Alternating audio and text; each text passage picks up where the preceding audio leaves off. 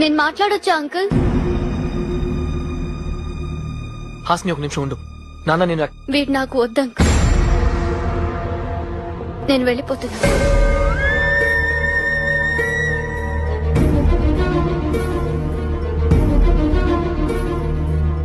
నాకు మాట్లాడడం రాదు అంకుల్. ఇప్పుడు కూడా మీరు మాట్లాడుతుంటే మధ్యలో వచ్చి డిస్టర్బ్ చేశాను. ఇది కరెక్టో కాదో కూడా నాకు తెలియదు. కానీ సిద్ధుకి మాత్రం నేను కరెక్ట్ కాదని అనిపిస్తుంది. మీరు నన్ను ఇంటికి తీసుకురమ్మన్నప్పుడు 7 రోజుల్లో ఒక మనిషి గురించి ఎలా తెలిసిపోతుందా అనుకున్నాను. కానీ తెలుసుకోవచ్చని ఇక్కడికి వచ్చిన తర్వాత అర్థమైంది.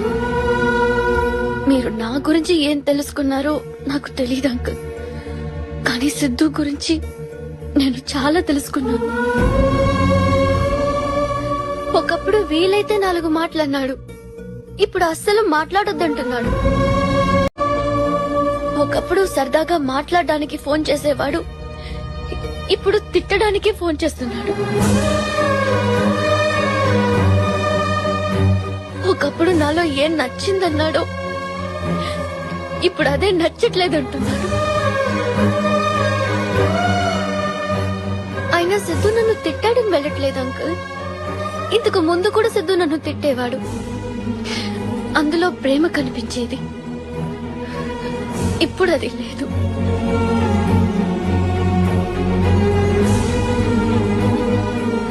ఇంట్లో నేను ఒక్కదాన్ని ఉన్నప్పుడు కూడా ఎప్పుడూ ఒంటరిగా ఫీల్ అవ్వలేదు.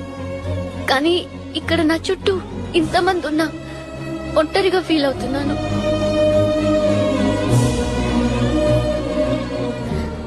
నాకు ఇంట్లో ఒకలాగా బయట ఒకలాగా నటించడం రాదు అంకుల్. ఇక్కడుంటే లైఫ్ లాంగ్ నటించాల్సి వస్తుందేమోనని భయంతో వెళ్లిపోతున్నాను. గెస్ట్ లాగా వచ్చాను, గెస్ట్ లాగే వెళ్లిపోతున్నాను. మీలో ఎవరినైనా హర్ట్ చేసి ఉంటే క్షమించండి.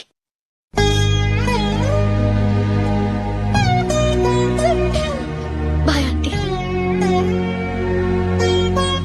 ఆటో తీసుకొచ్చానమ్మా.